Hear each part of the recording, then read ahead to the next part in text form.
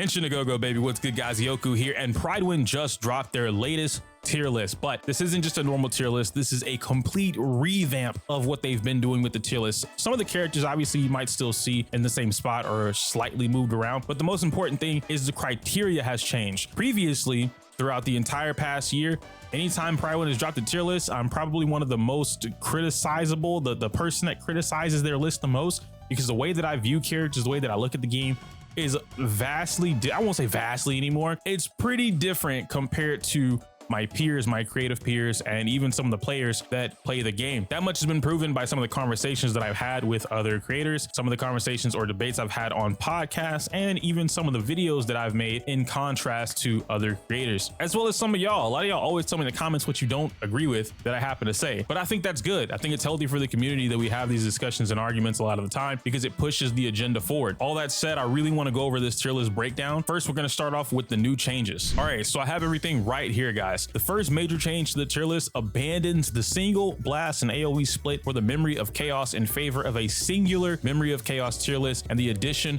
of a totally new Pure Fiction tier list. I'll touch on Pure Fiction at a later point in time. I'm not comfortable going over that just yet because there's still some things that I want to look at or test out. But as far as Memory of Chaos, this is a great change. Finally getting rid of 1, 2, 3, the 3 different categories for DPS characters. Yes. Need that round of applause. The reason I'm so excited about this is simply because of the fact that when I look at characters or when other people look at characters, especially coming from other media or other like forms of games, fighting games, Pokemon, Yu-Gi-Oh, you name it, any other competitive source of game, 9 times out of 10, we don't really look at something that does this function, so a DPS character in this case, and then we don't separate them based off how they do the damage. There's a bunch of different criteria such as how fast they do damage, how much damage they do, how easy or how much ease of access it is to get to set damage. Are they complicated to play? Are they easier characters to play? What's the matchup spread look like, specifically fighting games? Things like that. Seeing this completely removed generalizes and makes it more uniform as to what makes a strong DPS character in Honkai Star Rail, regardless of their single target, regardless of their AoE, regardless of their blast. And it still allows them to perform very good or competitively to the rest of their counterparts within the game. Even here, they've admitted it has a lot of issues, or it's caused a lot of issues because MOC has evolved over time, the different scenarios that it's applied, and the fact that we've gone from single MOC. Briefly, we had like 1 or 2 patches where AoE was the big focus, and then it moved on to blast, where blast damage was just king because you're doing all the damage to the main target and you're still able to clear out the tiny mobs on top of that. Next would be the character categories, which I think are good, and we've seen a little bit of this before, right? They've added the amplifier that took away the buffer, but now what they're doing is they've combined buffer and debuffer into the amplifier. So no more nihility and harmony characters being split up on whether or not they debuff the enemy or they buff the teammate. Both apply to the same thing. So they're both going to be under the amplifier class. I think this is really good because it allows you to essentially, as they say, they take up the same spot in the team anyway. So there's no sense in categorizing them differently. It was causing a lot of issues in terms of like who's valued more than the other or who's stronger or more valuable than the other on X team, when in reality they fill the same role. Next, we can go into the specialist class, which I like this, but I want this to be broken down even further. Granted, it doesn't really have to be because I see what they've done after this point. And just to explain, specialists are basically class that excel in one specific condition or under certain conditions, circumstances, things like that. They have a unique role. For instance, we have character tags now, right? So you have RNG machine. That's a funny name, but this is automatically QQ. Nobody else in the game would be considered an RNG machine as of now. It's just QQ. Breaker, something that I've been talking about for the longest time, a character who specializes in dealing break damage against enemies or of a corresponding elemental vulnerability. These characters are going to be Sui Yi, Luca, Sushong. Now this surprised me. Fire Trailblazer. I know this is coming from Ruan Mei getting into the game, as well as I believe I've seen some break with Pure Fiction Fire Trailblazer stuff popping up lately, but I really want to see where they're going with this, with bringing Fire Trailblazer back into the mix. And they even stated, they say he's just not strong enough as a sustain anymore, a solo sustain, or even I guess a sustain plus a healer. He's just not strong enough compared to the rest of the characters in the game right now, but they've been revisiting this character as a breaker, and I think that's pretty interesting. Another character that I want to talk about that we do see in the tier list coming up, but I want to mention that now, will be Physical Trailblazer. That's going to be a video that I'm working on. I'm just putting it out there in the ethos right now. But I do think it's time we revisit Physical Trailblazer now that Mei is here and giving access to a lot of things. Lastly is going to be the Synergist. These are going to be Topaz, Kafka. I don't know why Sampo's here, but Sampo's here. And then Welt is a 50-50 because he's the only other character that has the slow functionality in the game. Kafka's here because she enables DOT characters. You want to play DOT, you need Kafka. There are no ifs, there's no ands, there's no buts about it. You are playing a poor man's version of damage over time if you're not using Kafka. The same thing works for follow-up attack characters. If you want to enable or significantly boost follow-up attacks, you need Topaz. You want your Dr. Ratio to be as strong as possible, you need Topaz. You don't have that, you're playing a poor man's version of the team. Lastly, we can go over the team list criteria, which this is what I was talking about earlier in the video. They decided to abandon the idea in favor of a more generic approach. This is very good. Now it's no longer based, or rather the tier list itself won't be revolved around the current Memory of Chaos and then that specific turbulence, because if that was the case, then we would have to change everything in a more seasonal variety. So what I mean by that is every time turbulence changes, the tier list would drastically shift. If DOT was the focus of turbulence, then S+ characters, you wouldn't have Jingliu in S+, Daniel wouldn't be an S+, Zila wouldn't be an S+. It would be DOT characters, Kafka, Sampo, Guinaifen, things like that. But that doesn't tell you the overall value or strength of this character in the long run, for pool value, for investment value, things like that. So some of the criteria here, rather all the criteria: manual play, that's really good. They're not counting auto, using optimal team compositions and support characters. The one thing that I'm concerned about here is whether or not they're using this as a means for hyper carry is the optimal team comp, because I know how a lot of people think. I'm not saying this in a way of like dual DPS is best, because I know how y'all are by now. But what I mean by that is some characters generally don't work in hyper carry as optimally as they would in any other team comp. Character being at level 80, that's fine. Max traces or major traces unlocked, skills up to 888. Characters equipped with the level 80 light cone. This is another concern. 4-star and 5-star, but only those available to free-to-play players. How limiting are they making this here? Because 4-star light cones, if we're keeping it a buck, there's only like 3, maybe 4 that are available to, I guess there's more than that because of the shop light cones as well. But those particular light cones aren't almost, they're almost not anyone's best in slot. So it's a little harder to make those work. And then I guess like emphasize the value or the strength of a character, especially with 5 stars. If we're limiting it to 5-star free to plays, that's anything from the shop. And these light cones, not all of them are great for other characters, right? You look at Topaz. Topaz wants her light cone. She doesn't need it, but she wants it. Dr. Ratio wants his light cone or some light cone centered around that stuff. Same thing with a few of these other characters. Blade, for instance, really wants his light cone, and he can get away with some other things, but Secret Vow just does not do the same thing. So seeing these characters not have what would make them optimal otherwise or competitive to their own counterparts, that might be a little interesting. I want to see how that shakes up the tier list now and in the future. Lastly, we go over what affects their ratings: flexibility, investment, damage dealing, specialist, amplifier, sustain. And then just to go over that flexibility, I feel like we can kind of all agree on, right? How this character kits function, the amount of enemies that they can take out or what they can do, how the kit functions overall. Like there's no other way to say that, right? Investment.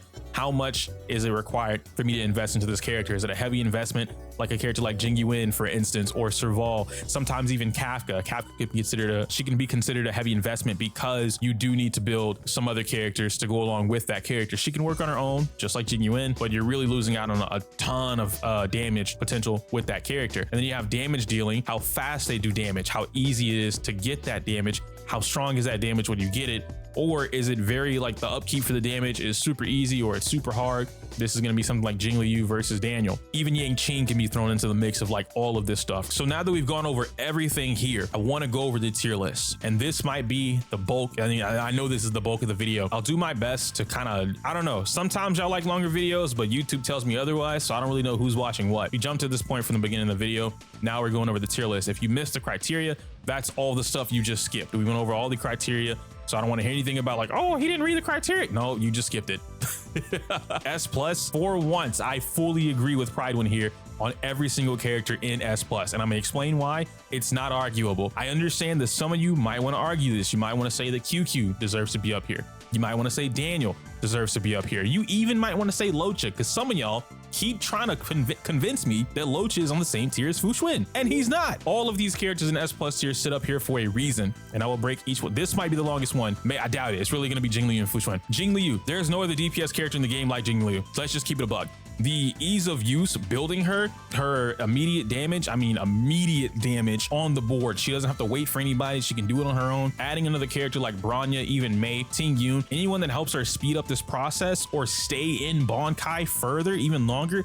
We already have builds or situations where we have permanent Honkai for at least 3 to 4 cycles, which is plenty of time for Jingliu to just destroy the board, and you don't have to worry about it. We are 0 cycling or 2 cycling, depending on how comfortable you are, because you don't have to worry about leaving Honkai. Once you get into Honkai, it is a wrap. Jingliu as a character is super solid, super strong. She also works in any team composition minus DOT. She works in hyper carry. She works in break comps. She works in dual DPS comps. Anything else that you guys can think of, I'm sure it'll happen. Those are the 3 major comps that I know about right now outside of DOT, and it is what it is. Her light cone options are also really good. She doesn't need her signature light cone. She wants it, just like every 5-star character, but she doesn't need it. It is possible for her to use any of the other 5-star light cones or free-to-play option light cones and still get this disgusting damage on the board almost immediately. Now we add in amplifiers, Bronya, Ruan Mei, Ting Yun, things like that. Ruan Mei is up here because I've been talking about this character for the last 3 weeks.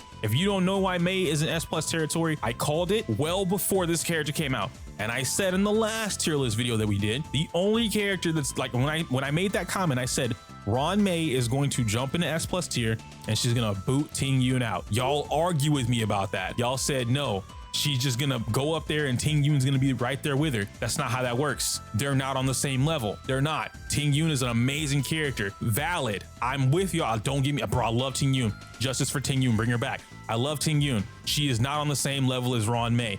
Just like Ting Yun is not on the same level as Bronya. Now they're able to help you do the same or similar things. In this case, we'll go with 0 cycle, although I really don't like using 0 cycles as a means of defining a character's value or ability to significantly enhance or buff the team.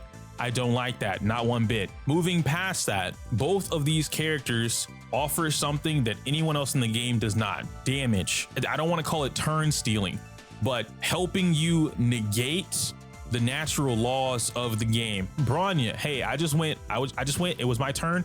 I'm just gonna wait for the next cycle to get my turn again. Bronya, no you're not, combat redeployment. The speed at which Bronya is able to do that, depending on what your speed is, right? Hey, I just went, combat redeployment. Okay, I guess it's my turn again. Cool, end of the cycle, combat redeployment. Dang, it's my turn again. All right, cool. Next cycle starts. Whoa, I go so fast now, it's my turn. Bronya's right after me, that's crazy. Combat redeployment, she allows you to negate the natural turn order of the game, something that which no other character is able to do in the game right now, at least not without some other outside source. She also increases the damage that you're doing while you're doing this. And then if you have her light cone, which I know they're basing this off of not having her signature light cone because it's not free, but when you do have it, she boosts your damage even further. Now we have Ruan Mei, which for those that don't know, Ruan Mei's damage, the boost that she gives from overtone alone is allowing characters to not even have to worry about rocking a damage % orb. You have Zila with the quantum damage, Zila's own quantum damage boost, plus Ruan Mei. You just don't even need it. It's like, all right, cool, bro, give her an attack % orb. Now my Zila's running around here with 4K attack. Does she need that? Probably not, but it works. She increases your speed just by existing on the field. She has a natural speed boost. Just by existing inside of her skill, you have a natural damage boost and a weakness break efficiency boost, which means you do more damage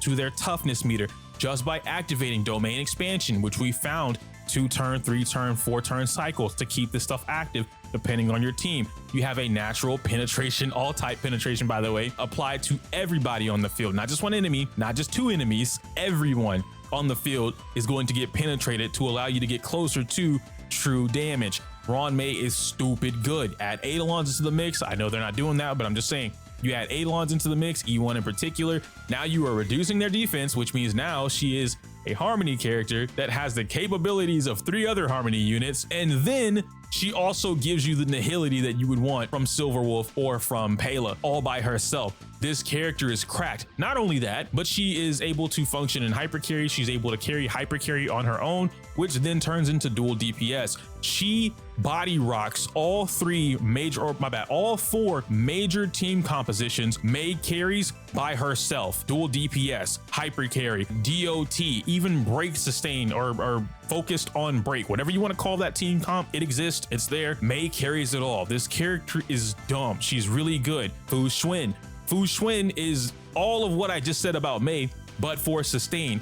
You don't need anyone else. Fu Xuan carries the entire team. Then she boosts their crit rate, so you can now, oh man, I don't have 50% crit rate, guys. What am I gonna do? I can't help the team. Here's Fu Xuan. Don't worry, I'll give you 10%. I'll give you the extra 10%. Don't even worry about it. Wow, that's crazy. I can just have that? Yep, totally. Here you go, bro. I have a Jingliu without 50% crit rate. Why? Because 9 times out of 10, I'm running her with Ruan Mei. Oh, but she's gonna kill the team. Nah, because they did something stupid and they made it so Jingliu takes what, 2% HP instead of 10% every time she attacks. That nerf or buff, whatever they did to Jingliu was not necessary, but I'm not complaining about it. It just puts them in the broken category. They're up here for a reason. Fu Xuan also has the capability, since we're talking about Ruan Mei, of AoE entanglement, which in fact, no other character in the game has that, right? Yeah, no other character in the game has AoE entanglement access. QQ does not have that. She has blast. She can blast damage them, right? But Fu Xuan is the only one in the game where her ultimate hits everybody on the board. It's quantum damage, and if you pop everybody, boom, that's what, 3 to 5 entanglements right there, depending on how many characters or enemies you pop with her ultimate. It's really good. She also has healing, and she has different builds, mind you. Her build access, again, ease of use, super easy. The investment, super easy, super low. Can she work with other light cones? Absolutely. 4-star, 3-star, and 5-star light cones, Fu Xuan is capable of doing. Every single character sitting in S+ tier right now is here for a reason. You cannot argue to put anybody else up here because they don't function the same way. This is based off my own criteria. Following Prydwen's criteria, you still can't argue that. Let's talk about it. Why wouldn't Daniel be an S+ tier? We know Daniel has the damage. We know he is a strong and absolutely dangerous character, super strong character that's able to spit out ridiculous amounts of damage. He was the first character, mind you, to be able to start putting out what, close to, if not 1 million damage or 500,000 damage, whatever it was at the time. Daniel, damage-wise, absolutely deserves to be in S+ territory, 100%. Daniel, investment-wise, what's the ease of access to get this damage? How easy it is for him to work in different team comps, and am I glued to one particular team? All of these questions come into play when you think about the rest of the characters. Daniel falls under some of those categories, which is why he is, I won't say unfortunately, because S tier is not like, oh man, he's an S tier, he's trash.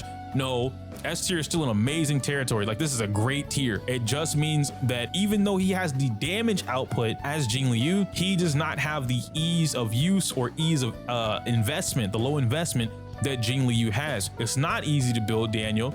It's more investment because not only will you need Daniel, but you're also going to need some other characters. You might need Ho-Ho, you might need Locha, you might need Fu Xuan. I know sustains kind of really don't count. I'm just naming stuff that I see right now. You might need Ting Yun. I think you do need Ting Yun, actually. I really don't know what Daniel's going to need from Ting Yun here that would be mandatory outside of the energy boost, but it is what it is. I guess the SP positive nature of Ting Yun would help him out too. You want Bronya. A lot of characters really want Bronya. Some of them just suck if they don't have Bronya. Not suck, because obviously the damage is still there, but they don't get the damage as often, and that is unfortunate for them, but it is what it is. You have Yukong. I see every single Daniel player running Yukong, and Yukong sucks. I know I just spoiled the tier list for you guys, but Yukong sucks unless she's E6, and even then I still don't like that character.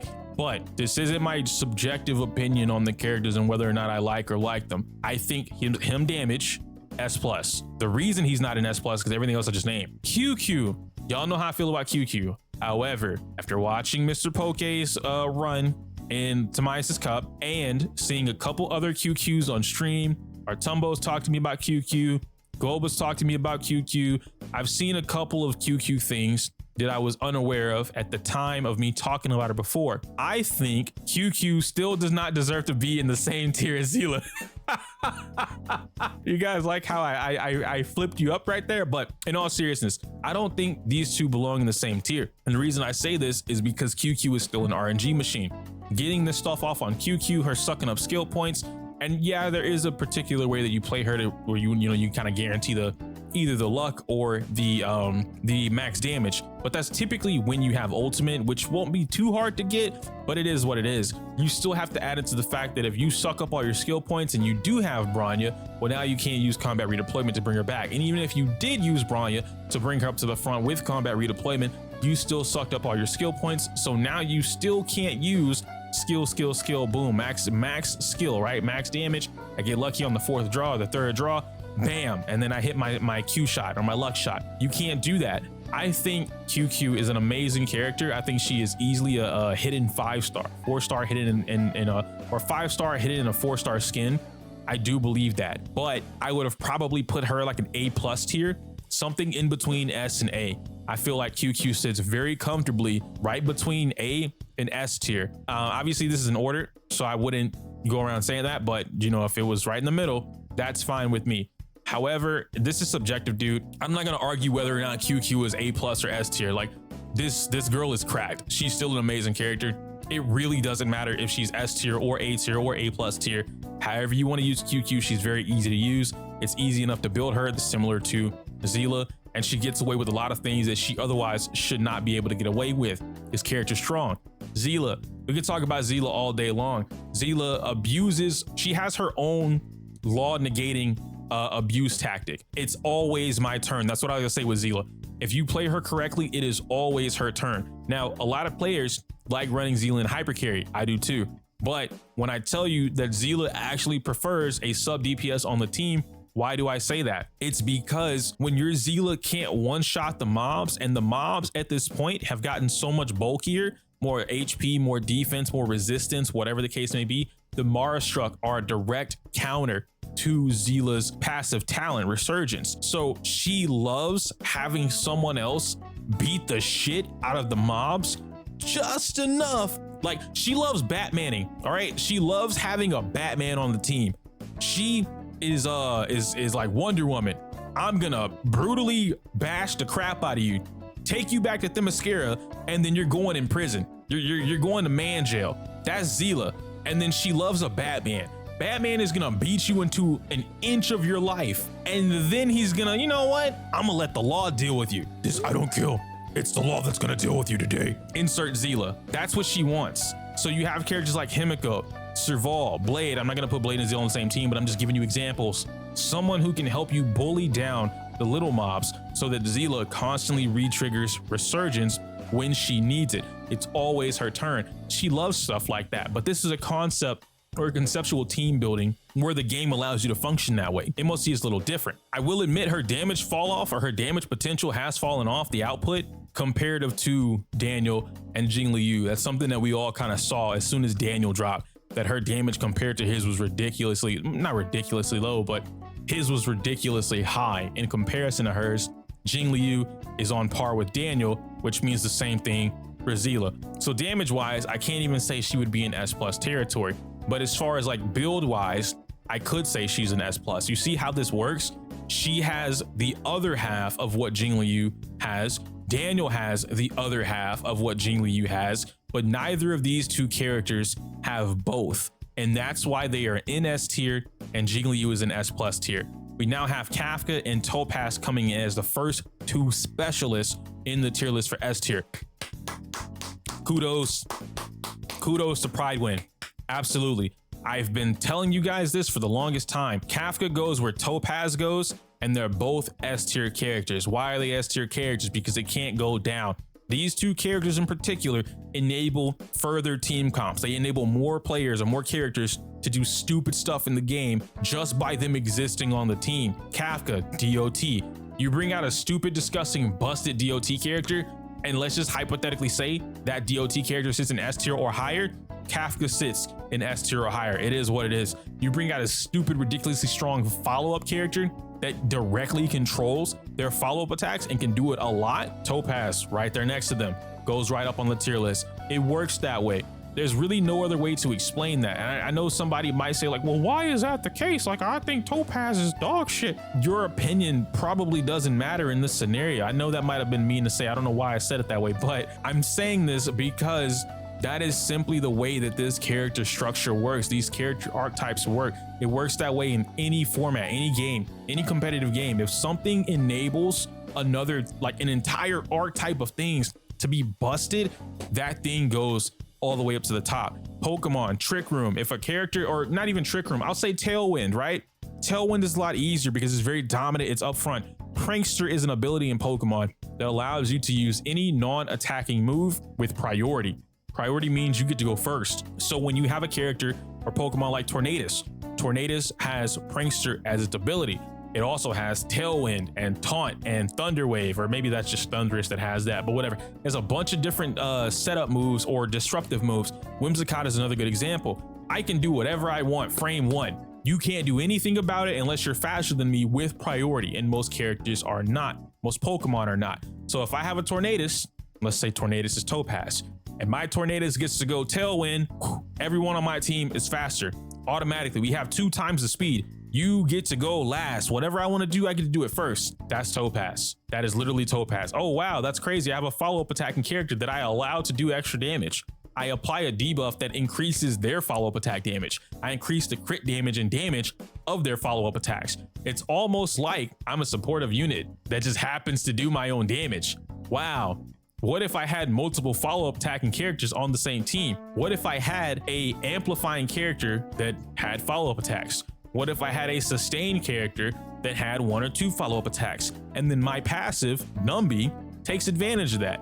That's ridiculous. I mean, who would think of something like that and put into the game? I can't imagine Hoyo doing that, right? Next, we move into the amplifiers of S tier, being Pela, Silverwolf, and Ting Yun. Silverwolf is up here, Pela's up here. They're one and the same, right? One is single target, one is AoE, one has more debuffs than the other, and then the other has freeze capable applications, or the defense reduction is kind of like that's it. That's all she gets, but she stacks it like crazy. She gets it very quickly. Her ultimate is like a 2-turn cycle is what we've gotten on pretty comfortably. Pela's great, amazing character, easily deserves to be an S tier. I'm so glad Pela got some recognition from the start of the game till now. Silverwolf is a character that is not going away. The only way Silverwolf goes away is if they make an AoE version of this character. I don't think we're gonna get an AoE version of Silver. Obviously in the future, that'll probably happen because I don't think they'll give up the concept. Silver by herself, weakness and plan. You don't have any other character in the game that can do that, which turns any DPS into relevant. Any DPS plus Silverwolf equals relevant. There's no ifs, ands, or buts about it. She also applies defense reduction. She gives you penetration to whatever it is. If they're not weak to the type, she removes their resistance by giving that type penetration, whatever, and then helps you do true damage. Silver is an amazing character. Ting Yun, we already know about Ting Yun, right? Energy amplification or restoration, depending on how you want to look at that. She also increases the damage that she's doing, or rather that your teammate is doing, and it's usually by her own damage for the attack percentage increase, but still increases your attack percent. Ting Yun does some crazy stuff. I think she also increases your speed at the same time. So she's just up there. Now, what does really interest me though is whether or not, maybe not whether or not, what are we gonna do, particularly like tiering, right? When we get a character that doesn't follow the rules of energy. We have characters that don't follow the rules of turn mechanics. We have them not following the toughness meter mechanics, right? Or like returning your turn, things like that. Recovery, DOT. So I just don't care about whatever you resist. DOT is gonna do DOT damage. We have these characters that disobey the laws of the game that we're taught, right? The rules that we're taught in the game, you have certain characters that kind of disobey that. What are we gonna do when a character disobeys the laws of energy? When they don't use energy to get their ultimate, or the way they do their skill works a different way compared to the rest of the cast. And I bring this up because it always happens. Every single Hoyoverse game, there is always a character that comes out around some anniversary and that character ignores whatever is currently in the game. So I'm really curious to know what's gonna happen with Ting Yun as a whole once that happens. For our S tier characters, we have Ho-Ho and Locha. Both of these characters sitting here, I agree with. I think Ho-Ho and Locha are S tier. Again, I don't think they're up here in Fu Xuan territory, but I do think that they're S tier in their own rights for their own reasons too. Locha and Ho-Ho both are gonna keep the team alive no matter what. Ho-Ho keeps you from taking any debuffs, right? The immediate talisman, dispelling your debuffs, crazy stuff, really good. I love it. She also buffs you with her ultimate, which is pretty strong too, and gives you energy back. Locha on the other hand, Locha on the other hand has a buff removal ability and does damage with his ultimate and has access to full screen imprisonment, similar to having full screen and full screen entanglement like Fu Xuan. So I like this. I like that they're here. They can't go any lower than this. I really don't see that happening, and it's fine. There's not much that I can say about these two. If we move on to my damage dealers for A tier, Argenti, Blade, Clara, and Jing Yuan. Now I'll briefly talk about Jing Yuan because that's always the one that you guys seem to cling on the most. Jing Yuan and Argenti can be in the same tier. After the last tier list that I had, a lot of y'all were speaking out to me about Jing Yuan in particular and giving me all the reasons in the world as to why Jing Yuan and Argenti were on the same tier. However, what y'all were arguing was that Argenti needed to either get dropped down to where Jing Yuan is, or Jing Yuan needed to get brought up to where Argenti was, and most of it was Jing Yuan gets brought up. If I'm not mistaken, Argenti was in S+ tier or something like that in the last tier list, which I absolutely refuse to put Jing Yuan in S+ tier for the reasons that I just stated earlier. None of that applies to Jing Yuan. Not the damage, not the ease of use, not the ease of the access to his damage immediately or as quickly as the other characters. None of that applies to Jing Yuan. So he cannot be an S+ tier, not even based on my own criteria, based off of Prydwen's criteria that we already went over in the first couple minutes of this video. If Argenti is in the same bubble and they both have backloaded damage, even though Argenti's is much more controlled, that's fine. Them being an A tier does not make them crappy characters. Let's just throw that out of the window. It just means that they have more stipulations to getting access to their damage at the highest potential. That's the best way that I could explain that. Clara, Blade, Argenti, and Jing Yuan, all amazing characters that have something going for them that these other characters do not. However, getting to that potential costs more than it does for these four characters up here. Getting to it costs more. 3, I'm still not going to include QQ. I do genuinely think QQ should have been down here in A tier. The reason I say that is because just as much as it costs QQ to play the lotto, to play slot machine, that falls under this category where it cost her a little bit more resources, because luck is a resource at this point, in order to get access to her damage. The same way that it cost Clara, I need to get hit so that Sphera can use Repulsor Blast, is the same thing for QQ. I need to flip this coin 3 times and hope that I get it on the 3rd hit so that I get maximum damage every single time. That same rule applies. Blade is different. Blade is the only character in this tier list, or in this tier, A tier. He doesn't really require anything. I use my skill, I get my damage. That's it. Oh, I have to get hit. I really don't. Blade does not have to get hit for this to happen. So it's a little interesting to me to see Blade here, but I will say Blade's damage output probably isn't up there, and that could be what keeps him there. But ease of use, building Blade, being able to fit Blade on any team comp, Blade is a really strong character, like very strong, very solid unit. But I do think his damage is what's keeping him from touching S tier, is the damage output just doesn't compare right now to these other characters. And Clara's damage output could compare, but her means of gaining that damage output, the access, that's what she's lacking, on top of the fact that she doesn't want speed, which means you have to force everything to happen to hit her. So it's a little stuff like that. For our specialist class in A tier, we have breakers being Shui Yi and Luca. We're missing a character. We're missing Su Shang. I think Su Shang needs to be an A tier. The reason I say that is because Su Shang breaks faster than almost any other character in the game. The only other character that I can think compared to her that breaks like that would be Shui Yi, because of Shui Yi's kit, her ultimate being able to crack 120 to 180 of anybody's toughness meter, which for those that don't know the numbers, 180 is half of the strongest elite in the game. The elite in the game has 360. Shui Yi's ult cracks half of that by herself. So, well, not by herself, you need Mei, but still, Mei plus Shui Yi, it cracks half of that. Without Mei, then it cracks a third because of the 120. It is what it is, whatever. Anyway, point being is that that's how that works, which is fine. I do believe Su Shang needs to be up here. Ult skill from Su Shang cracks about 60%. Add Ruan Mei into the mix and it cracks about 80%. So they're very strong characters and they do their job at breaking.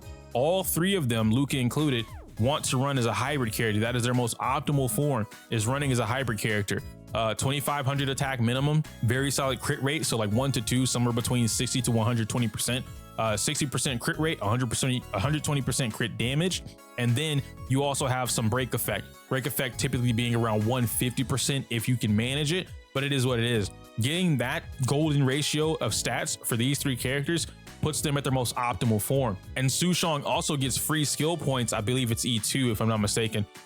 Su Shang also gets free skill points whenever you attack a weakness broken enemy. So it's very good for her to stay I can use my skill and the team doesn't really lose a skill. Luca is here for good reason. Bleed, break, speed, attack, the multi-hitting punch that he gets after he gets 2 of the tokens that he has. Luke is a very solid character. I don't have too much to say about these characters, to be fair. I think A tier is very good for them. I just would put Sushong up here in A tier. I think this character is still slept on. Austin, Hanya, I don't have a lot to say about these characters either. They're fine. They belong in here for sure. Asta giving you an almost 70% attack increase, the flat boost in speed of 50 points. Hanya giving you an attack increase as well as speed from using her ultimate, and she gives you skill point regeneration through her skill or through her talent. I think this is really good. Oh, and also, doesn't she apply a vulnerability? Yeah, she applies a vulnerability to the enemy that is giving you the skill points. So this is really good. The next one here would be Lynx. Now, this is a little controversial.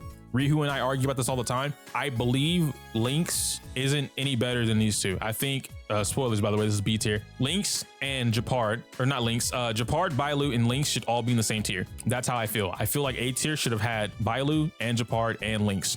I know a lot of you guys don't like Bailu. Most of y'all don't have Bailu. Let's keep it a buck. Most of y'all don't have Bailu to think that Bailu is ass. So I'm just gonna throw that out there. Bailu is great. She has healing comparable to Ho-Ho or Locha for that matter. It's random, which that part sucks, but you can target who needs to get healed. She has overhealing on top of that. She has invigoration, which works very similarly to how Ho-Ho's talismans work. So that's very good. And even though she doesn't have dispelling or taking away debuffs, right? She can't cleanse you. She has revive. Revive is still clutch. In the event you die because of whatever reason, and then she heals you, right? Just out rip, you're revived, you're good to go, run it back. I think revive almost makes up for the fact that you don't have cleansed. I'm not saying it does, it almost does, because both of them suck. If I get CC'd and die and I can't be revived, Bailu comes in clutch. If I die because of the CC, then that sucks. And I'm like, damn, I didn't have to die right there. It is what it is. Lastly, we have Gepard. Gepard's shields are slept on entirely still to this day. He's the only character in the game that gives you guaranteed shields and strong shields at that. The one thing that I don't remember, because Rihu actually asked me this question, was whether or not shield stops CC. I do not believe that's the case. I think that would be broken, because if it did, he'd be an S tier, but I don't think that's what happens. But he does have freeze, and he revives himself. So he has a self revive with increased aggro. Gepard increases his own aggro, drawing enemies towards him a little bit more often than any other sustain in the game would.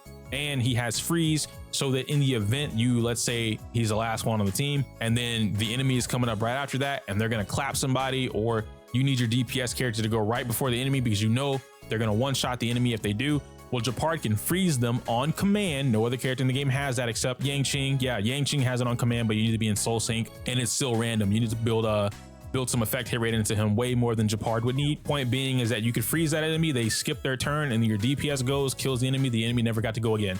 It's as simple as that. You have shields so that you don't take damage. Shields stop DOT damage. They also stop direct damage. They stop passive damage. The only thing that shields don't take away or stop is Jingliu. I had to test this. Jingliu sucking HP from the entire team with her skill. That's the only thing that Gepard's shields don't stop. So if an enemy had something similar to how Jingliu's talent works, or her ability with her skills work, then that would be problematic. But as of right now, no enemy in the game has that to my knowledge. I think both of these characters should have been an A tier, and then B tier sustains should have been, honestly, you could have left this empty. B tier sustains, you could have literally left empty. The last tier here, or the last two tiers are B tier and C tier. B tier, I think Himeko needs to go in A tier. Offhanded damage is something that we're still sleeping on. And what I mean by offhanded damage is the damage that you don't have to control. I don't need to directly tell Himeko to do anything. The fact that your talent, Robot Jones, Robot Jones, Robot Jones, all I have to do is bully enemies and break their shields, Robot Jones. Oh, you got your ult? Pop ult. Oh, it's your turn, do skill, do the same damage you were doing with Robot Jones, if not more. Himeko's offhanded damage is incredibly strong, and it subsides, or it adds into, there's a word I'm thinking of, I can't think of right now, but it adds into the damage that you're getting from these other characters. And I'm not even talking about Himeko with Topaz, mind you, I'm just talking about Himeko by herself. The damage that Himeko applies or provides to a team without directly using Himeko is very strong. Herta's fine to go in B tier. If Himeko could just get bumped up to A tier, Herta can stay in B tier. Himeko and Herta work very similarly, right? Where you bully the enemy down, you apply a condition, and then they constantly trigger their talent, which their talent does a crazy amount of damage. Serval's not bad. Serval falls under the category of sub DPS in my opinion, where she's helping. Remember the Zila thing I talked about earlier? She's helping them bully the enemy by weakening them or breaking them or whatever, so that Zila can just clap their shit every single time real quick.